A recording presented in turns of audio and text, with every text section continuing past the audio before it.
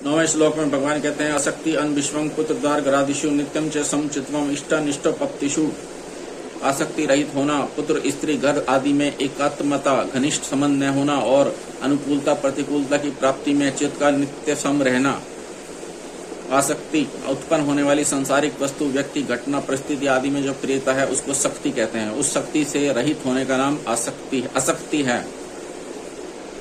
सांसारिक वस्तुओं व्यक्तियों आदि से सुख लेने की इच्छा से, सुख की आशा से और सुख के भोग से ही मनुष्य की उसमें आसक्ति प्रियता होती है।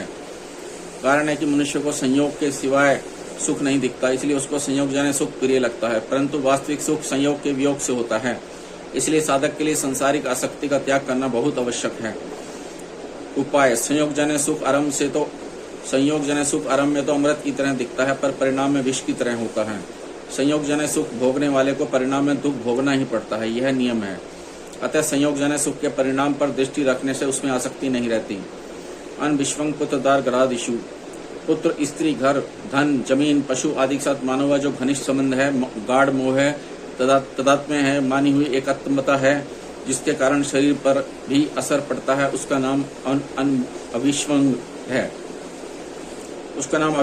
है।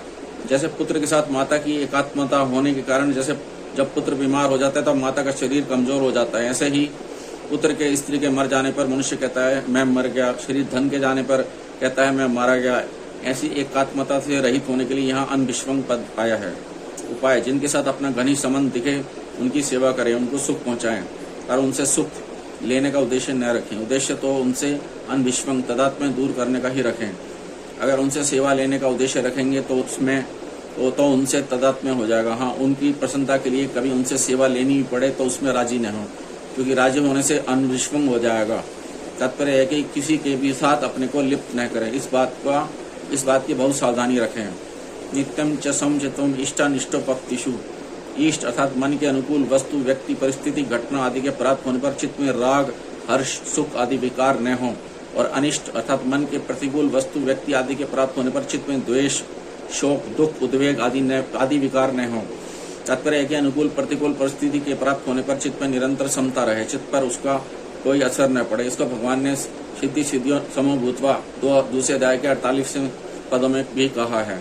उपाय मनुष्य को जो कुछ अनुकूल सामग्री मिली है उसको वह अपने लिए मानकर सुख भोगता है, यह महान बाधक है। कारण है कि संसार की सामग्री केवल संसार की सेवा में लगाने के लिए मिली है, अपने शरीर इंद्रियों को सुख पहुंचाने के लिए नहीं। ऐसे ही मनुष्य को जो कुछ प्रतिकूल सामग्री मिली है वह दुख भोगने के लिए नहीं मिली है, प्रत्युत संयोगजन्य सुख का त्याग करने के लिए मनुष्य को सांसारिक राग आसक्ति कामना ममता आदि से छुड़ाने के लिए ही मिली है। तात्पर्य है कि अनुकूल और प्रतिकूल दोनों परिस्थितियां मनुष्य को सुख दुख से ऊंचा उठाकर उन दोनों से अतीत परमात्म तत्व को प्राप्त करने के लिए ही मिली हैं। ऐसा दृढ़ता से मान लेने से साधक का चित्त इष्ट और अनिष्ट की प्राप्ति में स्वतः सम रहेगा।